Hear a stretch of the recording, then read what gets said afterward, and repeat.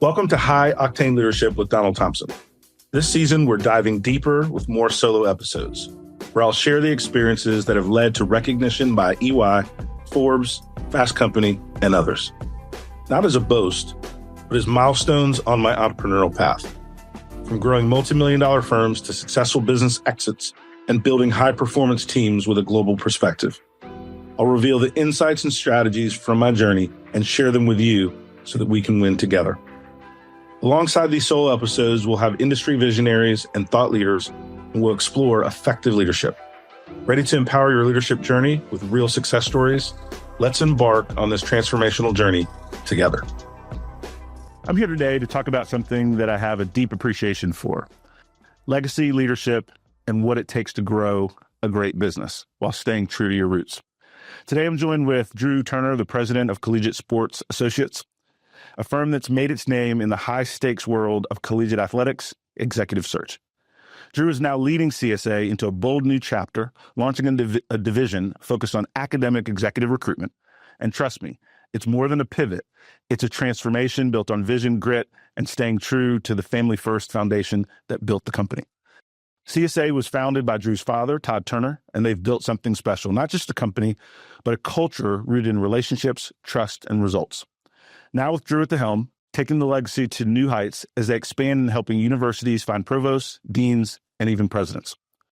We'll talk about what it takes to rebrand a legacy business, how they're competing with national firms as a boutique powerhouse, and yes, maybe even a story behind the midnight interview on Christmas Eve. At Walk West, we've had the privilege of partnering with CSA on this rebrand and the go-to-market strategy, and I can say firsthand, they're the real deal. And without anything further, we're going to kind of jump into it and give you an opportunity to share with our audience. But Drew, welcome, and thanks for spending some time with us. Yeah, no, pleasure to be here. We've loved our relationship with Walk West, so honored to join you. One of the things that, even before we get into kind of the meat of CSA and some of the things we're talking about, tell our audience about you a little bit. Right? Like you're working for a family business. Talk about education, talk about where you, brothers, sisters, anything you feel comfortable so the audience is now talking to you and I as friends. Yeah. You talked a little bit about the founding of our firm. My father did start the firm.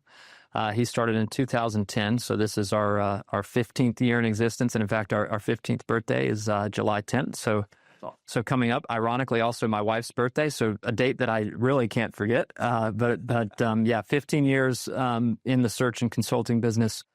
My father was a longtime practitioner in higher ed and college athletics, so he was a multi-stop athletics director. He held that position at actually 4 different institutions, and so I give that background because that really shaped my upbringing.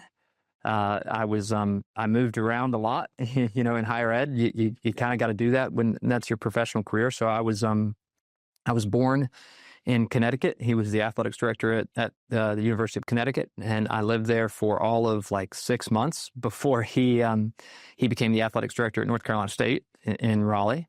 And actually, my mom and my dad are both from Raleigh. So when he became the AD at NC State, it was a chance to move back to home for them. Unfortunately or fortunately, he is a Chapel Hill grad. So to be the AD at NC State as a Chapel Hill grad, that, didn't always resonate with some of the Wolfpack fans. But he was the AD at State for 6 years. So I did a good amount of growing up here, went to elementary school here at Lacey Elementary in Raleigh.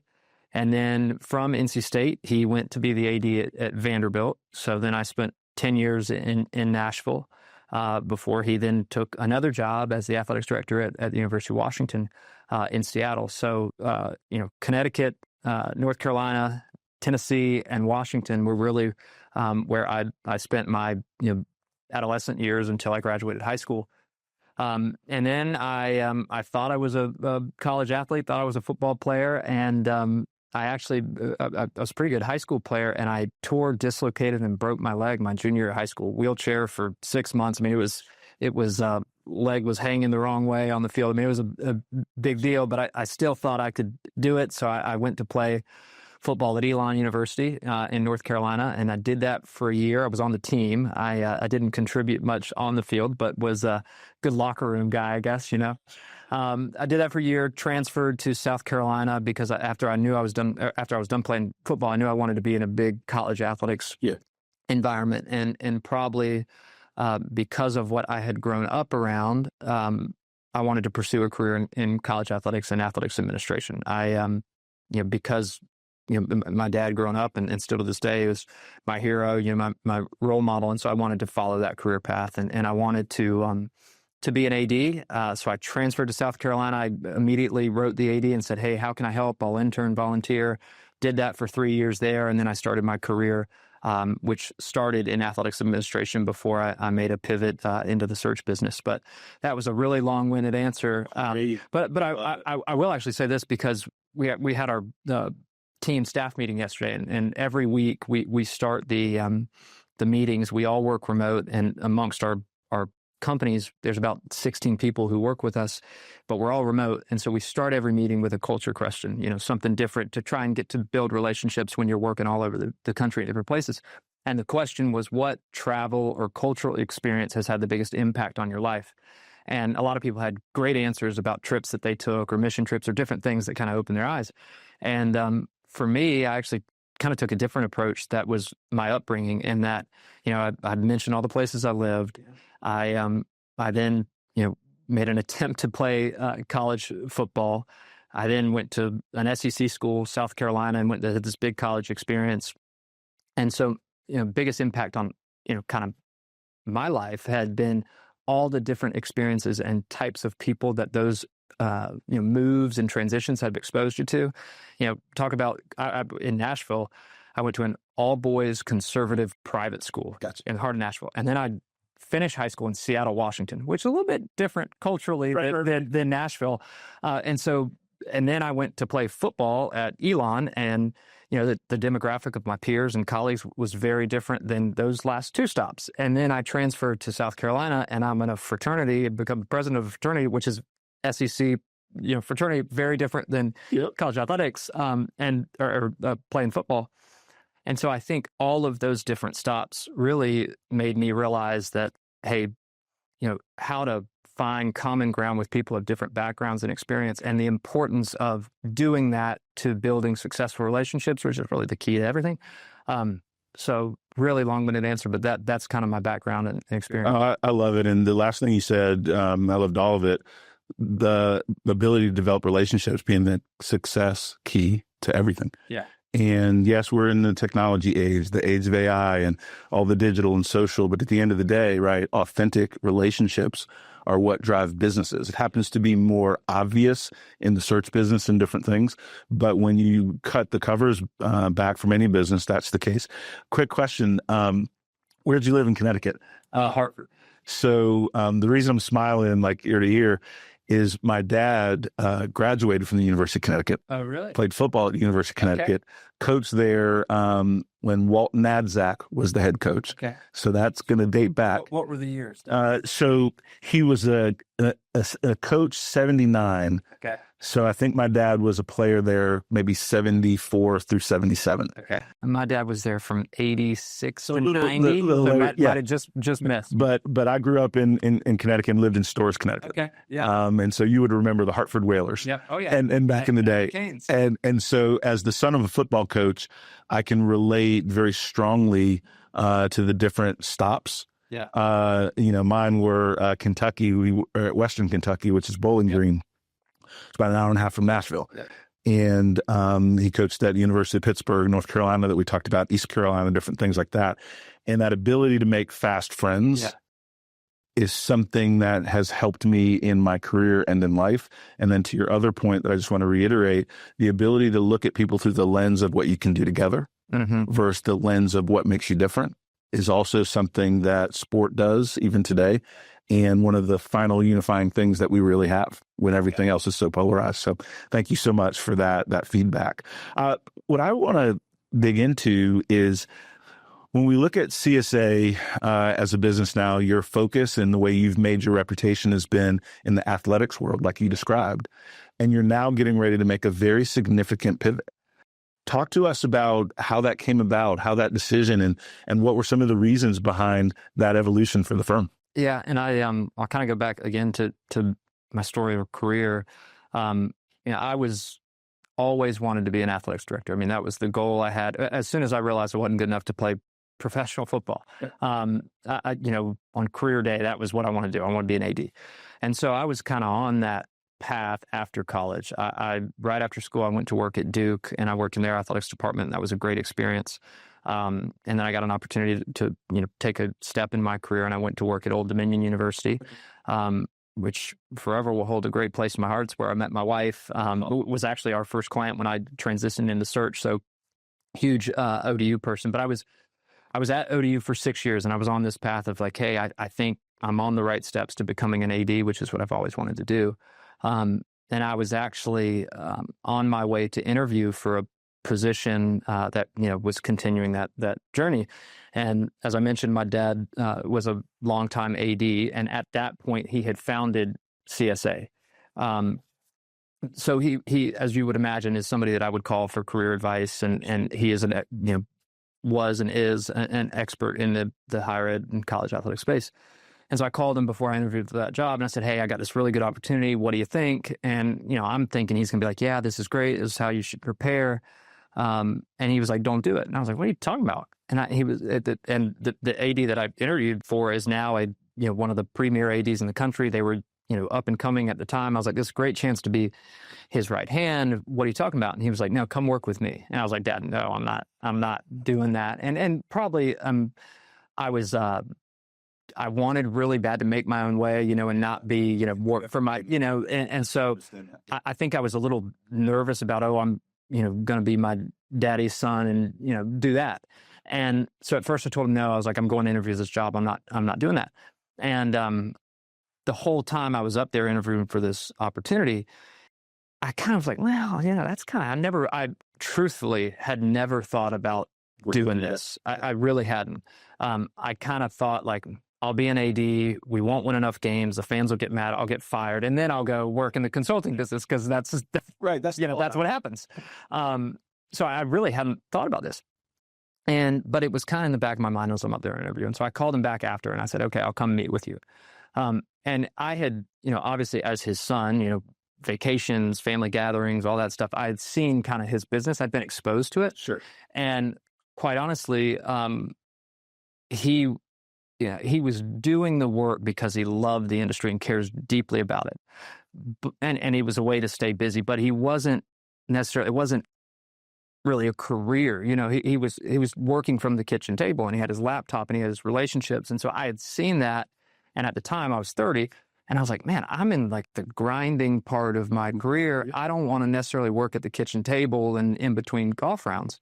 So I went and met with him, and, kind of heard the whole plan. And at the time there was only, 3 people working with the company. It was him and 2 others, and all of them worked remote. And so we met for like 6 hours and really went over everything. And what I realized is that, he had built a really successful business, but was again doing it kind of not operating like somebody who's all day, every day running it. And I said, man, if we can capitalize on everything that he's built, on the reputation of the brand, and run this more like a business, what an amazing opportunity this would be. But I was still kind of struggling with the, Todd Turner's son deal.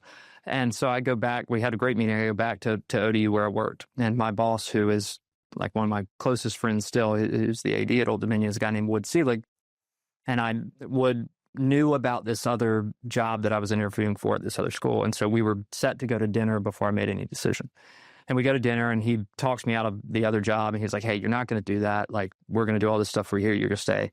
And I said, well, there's also this other thing. And we talked about that. And I said, but I'm kind of struggling with, going to work for my dad and what that looks like. And that whole deal. I've always wanted to be an AD, do my own thing.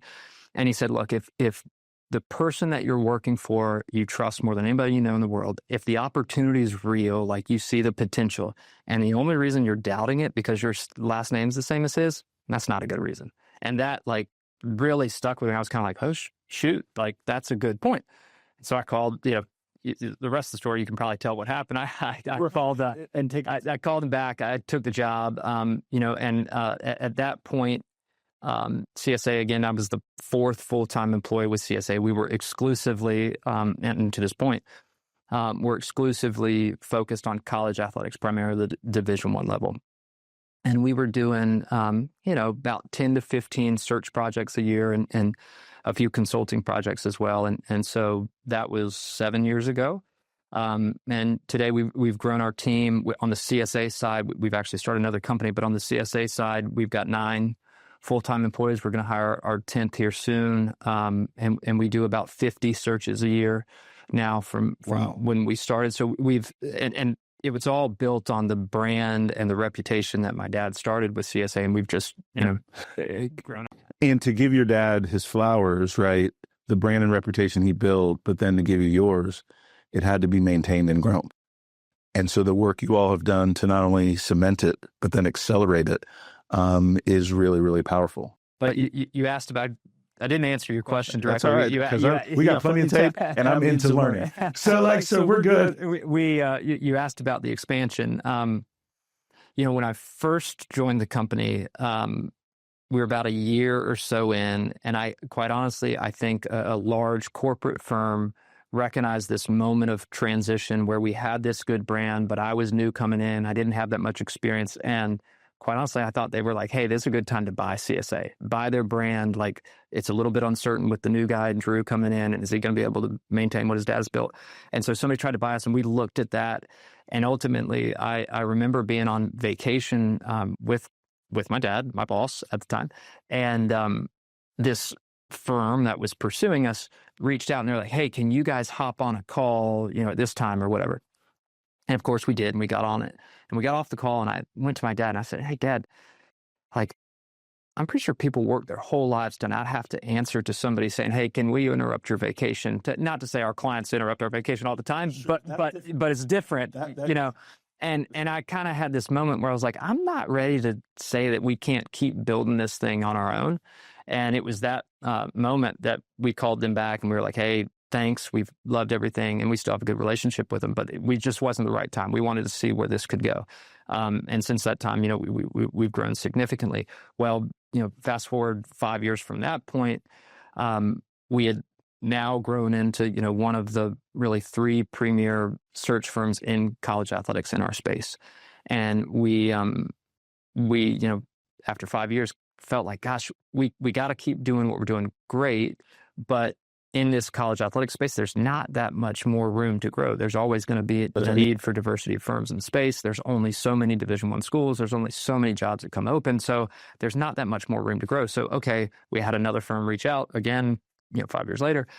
And at this point, we said, okay, well, maybe we can't grow on our own anymore in the space we're in. So we'll explore this again. And same kind of thing happened. We ultimately decided, hey, look, we like having it. We like how we are. And, but once we made that decision, we said, well, I got a long career ahead of me.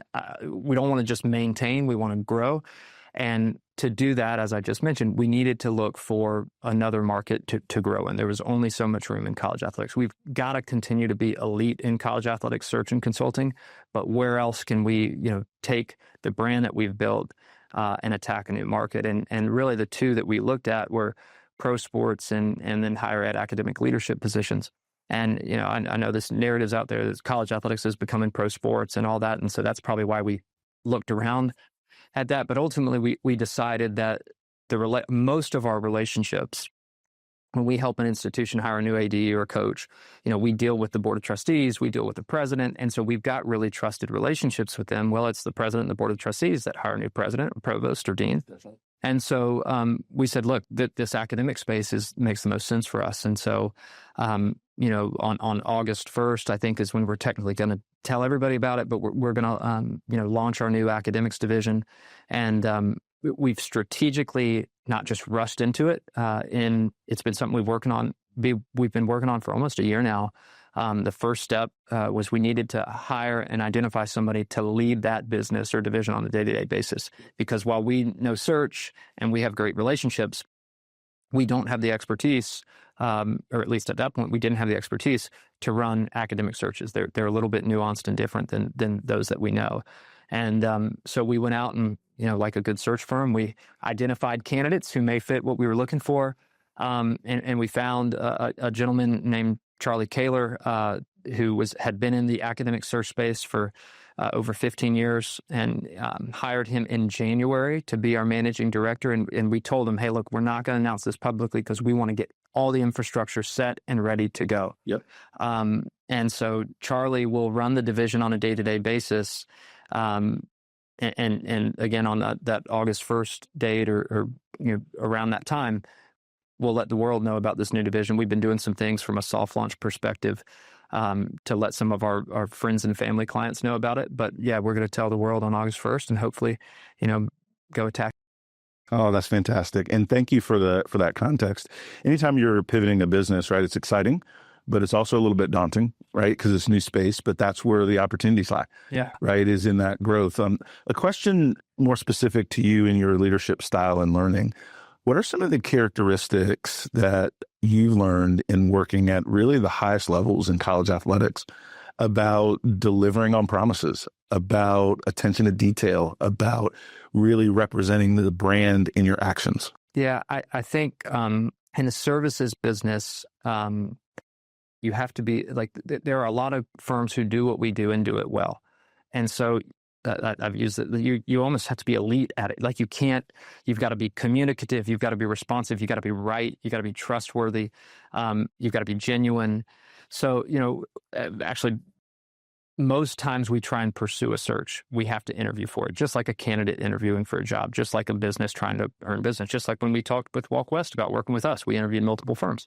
And so one of the things that we kind of leave our clients with is we tell them, look, there's, and hopefully this isn't, our competitors aren't watching this, they're going to take this, but, there's really, 4 things that might be for me. You can edit it out if you want. I'm a competitive. We tell clients, at the end of kind of our pitches, there's really 4 things that they should look for when they hire a search firm. Is A, do they have the experience to manage a search of this magnitude? Have they done search in projects of similar scope? And particularly up to this point on the athletic side, we've managed searches. We've done the AD search at Ohio State, the football search at North Carolina, the basketball search at Texas A&M. We've worked at the highest levels. We've worked at the mid-majors level. So we've worked at all different levels in that space. So we do have the experience and expertise to do that. Do they have the relationships and networks in the space that you work with that can find out what your candidates are going to be like beyond the interview process? Because anybody can be good during a 3-month interview process or on a Zoom. You can be really sharp. But what really matters is when the interview ends and the process is over, what are they like on a day-to-day basis? And because of the makeup of our team, all of us, in addition to our experience as search executives, we've worked in higher ed and we've worked in college athletics. So we can find out what these people are really like, not what they're like only as candidates. So that's really the second thing that we talk about. Third piece is, are they communicative? Are they responsive? Like these searches, particularly on the athletic side, and you hinted at it in the intro, like holidays, weekends, nights, they move fast. You got to be communicative, and they got to know that, hey, we're going to be responsive, and we're going to get back to them. And then there's really no way to display that in an interview, but we encourage them, hey, talk to anybody we've worked with, and they'll tell you that, you don't get our voicemail very often, and you don't get an email that doesn't get a response quickly. And that's important in these high stakes search processes. And the last piece that we really sell them on is, hey, we're going to be in the trenches together. We're going to be working together. That's right. Like, do you enjoy working with us? Like, are we enjoyable people? Are we, do you trust us? Do you like us?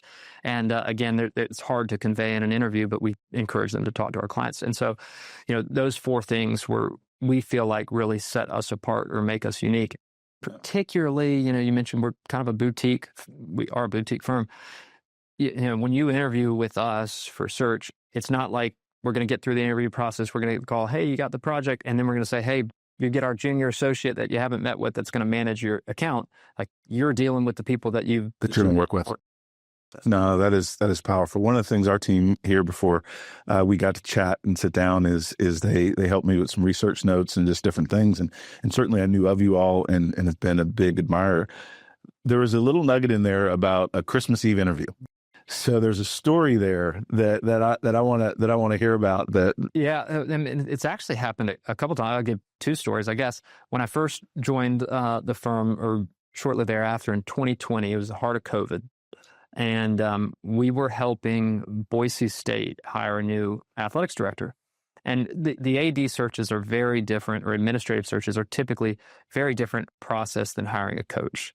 In this era of college athletics, you have transfer portal and all these time for recruiting windows. So like the coaching searches are like 10 days, maybe, like usually under a 10-day period of time. Whereas an AD search is typically more process. You meet at the start, you chart out the timeline, you have meetings set on calendars. Like it's more of a formal process. So we kick off with Boise State. We, I think it was maybe 2 days before Christmas. It was around the holidays. And we meet with the committee. We chart out the course. Everybody feels good about it. We say, hey, we'll see you after the new year, and we'll get back together, and we'll get back into the search process. Well, either the 23rd or somewhere around Christmas Eve, the football coach at Boise State surprisingly leaves, like was not expected, and he goes to be the head coach at Auburn. And so now all of a sudden, Boise doesn't have an AD and they don't have a football coach. And I mentioned these recruiting windows, transfer portal, like they need to hire their coach quickly. But, they felt like, and I think this is a good strategy, that they didn't want to hire a new football coach without an AD, because the new AD would be managing the most high profile position on campus, and they didn't have any involvement in the hiring. And so we immediately got back on a Zoom. I think it was Christmas Eve. And I remember like being at my in-laws and being in the car on a Zoom, like talking to them about, okay, what are we going to do? We need to hire the new AD. And that process was really expedited because they wanted to hire the new AD before the football coach. Yep. And so we went back to the school and we were like, hey, I know we said it was a 3-month process. We're actually going to do it in 7 days. And so we got the group together. We interviewed 8. We actually told them, we were like, hey, look, usually we have a very defined process. You provide feedback. We hear everybody's, but because of what we're under, we're going to recommend 8 people that fit your profile. You meet with them and you tell us who you like most, and then we'll help you. And so that's what we did. And they ended up hiring a guy named Jeremiah Dickey to be their AD, and he just won AD of the year nationally this past year. So it maybe we do all processes in 7 days. Maybe there's an accelerated. Yeah, I don't know. So they hired him, and we conducted that whole process remotely. Ironically, again during COVID, the AD had never been to Idaho, which is where Boise State is. Never been to Idaho, and didn't go to Idaho until his press conference. So like he moves his whole family but that was a different era in COVID. Usually it doesn't work like that. Absolutely. And then his press conference ends, which at the time was all virtual. And then the minute his press conference ends, he gets back on the phone with us and we try and hire a football coach. And so, we got that done in 2 or 3 days after the hiring of the AD. So that was one Christmas Eve story. And that kind of stuff just happens in our business. Which is interesting because most folks, they read it in the paper, the moves if they follow sports and different things. But I've always been interested in the behind the scenes. Yeah. Right. I was always interested in, and I was telling earlier, my dad's a football coach, and all the things that happen when you're recruiting a Julius Peppers, or when you are, when I was the ball boy for Dan Marino at the University of Pittsburgh, and seeing the behind the scenes of they maneuvered from college to pro, or unfortunately the times where, job changes and different things and how they occur. So there's certainly a backstory to everyone. You said you had 2. I'm interested in the second one. The other one was actually this past year. We thought, so the football coaching carousel typically happens over like a month period of time. And I've learned, our family has learned that you don't really schedule anything during that, because like I told that first year I joined the company, I'm in the car, like trying to Zoom with Boise State about a football search while my in-laws are trying to have me for dinner. I think it was the first year we were married. Like I was like, okay, we can't schedule anything anymore, because you just are basically on call for that month period of time. And so this past cycle, I think we did 7 football searches at the time. It was like 2 or 3 days before the holiday, before Christmas. And we thought we were through it all. We thought we were all through. And in fact, we do a retreat every year, and our team comes to Raleigh, and everybody was over at my house, and we were having pizza and hanging out, and my phone rings late, and it was the last high major football opening of the year, and it was the AD there at Washington State. And I was kind of like, man, we thought we were through, we thought we were done. But Washington State, we've had a great relationship with them.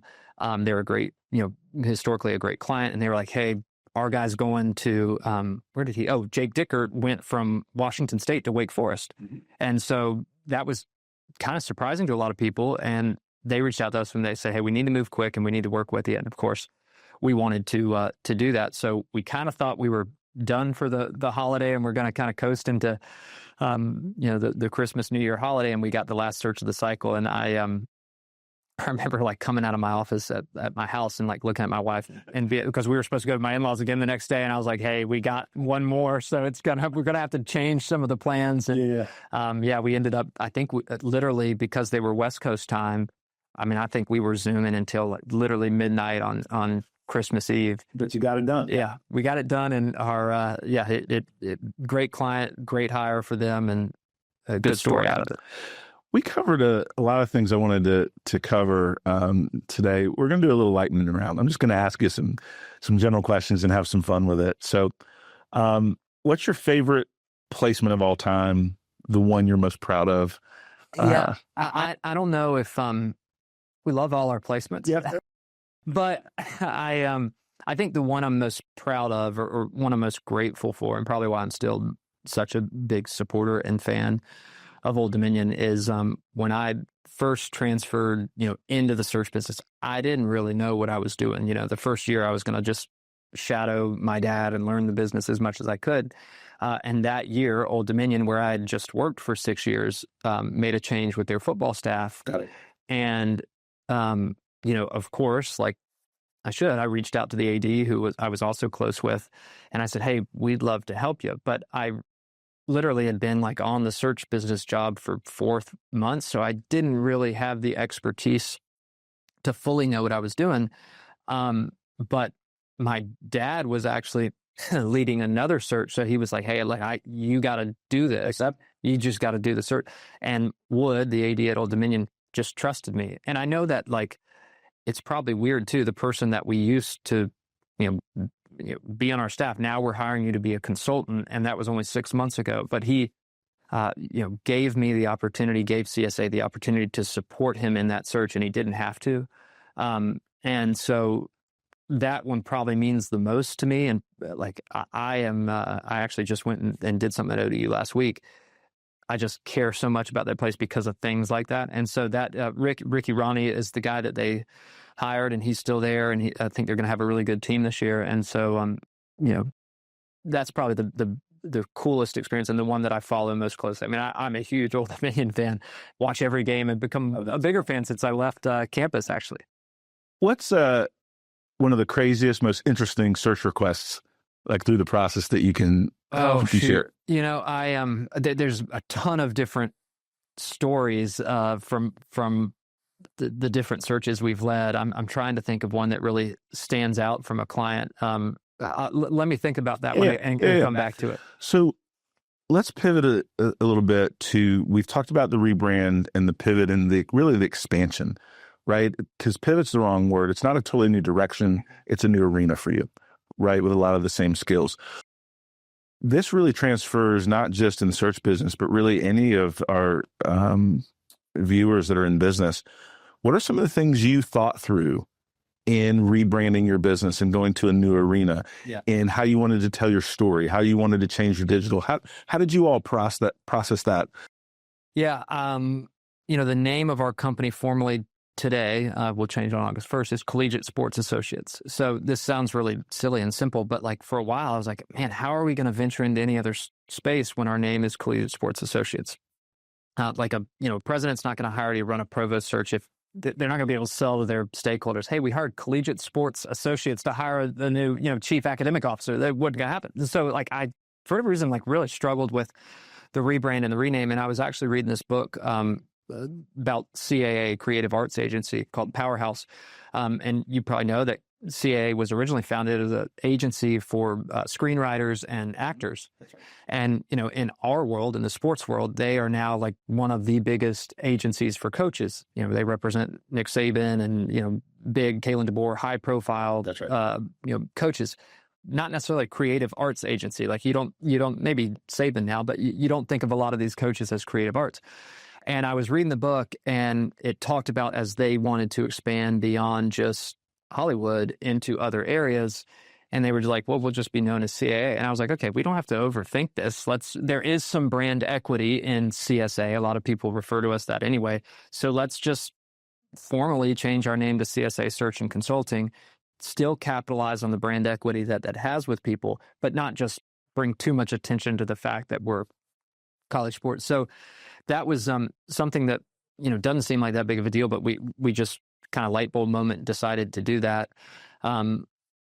And we'll officially announce that as our name. And then as we were thinking through this, we wanted to be really strategic in the brand we carried forward. We wanted to capitalize on the past relationships, the expertise that we had, but we didn't want to be the old college athletics firm that was started by, that was only former ADs. We wanted to be innovative. And so the term that we used with your team at Walk West was, we want to be innovative, yet elegant and experienced. And so we want to show like, hey, we can be agile, we can adapt to this new world, but we also still are this experienced, distinguished brand that's been around for a long time and led several searches. And we wanted to carry that forward into academics. That is super.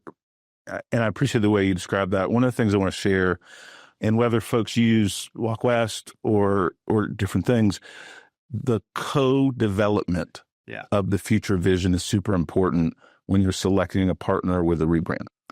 And a lot of times, and I have worked within agency space and currently am the board chair at Walk West, but I've also been a consumer in all the different business ventures that I do. And one of the things where I've seen the most success is where we create that new vision with the client. Yeah. Right. And the iterations are faster and the end product is always better. Yeah. Right. Because ultimately, right, people want a guide, but they want to dictate their own story. Right. And so I appreciate that you experienced that with our team with Walk West. I could absolutely talk to you all day. Right. But I want to be careful with your time. And I want to kind of close this out with this. What would you share with our audience? What would you share about CSA and your story that maybe I didn't think to ask you? I did think of a crazy request or story from earlier. And I'm going to be careful with confidentiality here, but we were helping a high profile client, a Division I institution, hire a new basketball coach, and it was in the middle of the season, and most of their candidates were current coaches and coaching their own team. And the client, said to us, they're like, hey, we want to meet with this candidate on Tuesday for dinner. And we're like, okay, well, they have practice, like their coach, and this is in a different state, like not close. You can't drive there. It was not close to where that candidate was. And we were like, okay, well, they practice until 5 p.m. or whatever. And they're like, oh, that's fine. We'll send them the plane. The plane will pick them up, bring them down for dinner, and then we'll have them back by 11 p.m. that night. And so they did that. They flew a plane. They had a very supportive donor, and yeah, it was. I was like, oh shoot, all right, that's and they literally, I think they just sent the plane without anybody on it. Picked up this coach, brought him down for dinner. After dinner, they said thanks, sent him back home, and he was there for work the next day. So that was quite a story where I was like, as you said, I was like, dang, that's a baller. Pretty good recruiting tool. And they're now the coach. So it worked. So that was pretty interesting and fun example from the search business. That is awesome. No, thank you very much for sharing that.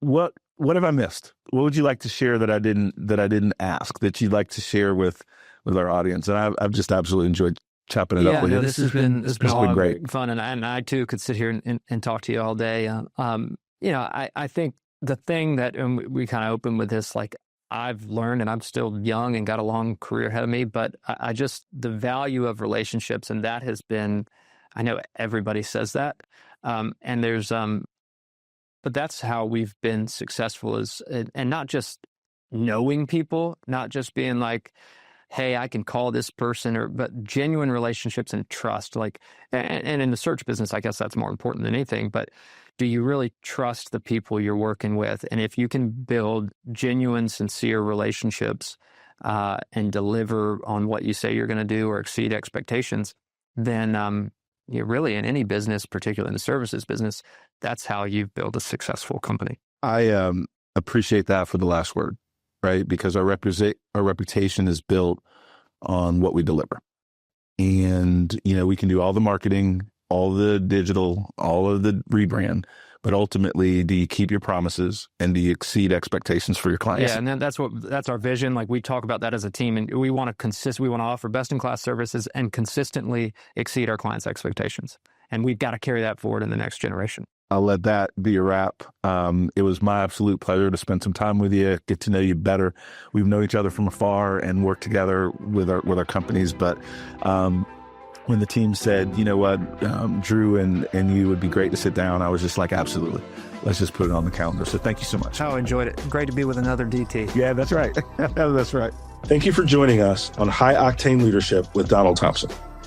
Today's episode is a step in our collective journey towards leadership excellence. Remember, every story we share and every insight we gain is a piece in the puzzle of our leadership journey. For more insight and detail, hit the subscribe button so that we can stay connected. For deeper information and more episodes, go to donaldthompson.com. Continue to lead with vision and purpose, and until we meet again, embrace your role as a high-octane leader in the ever-evolving world of business.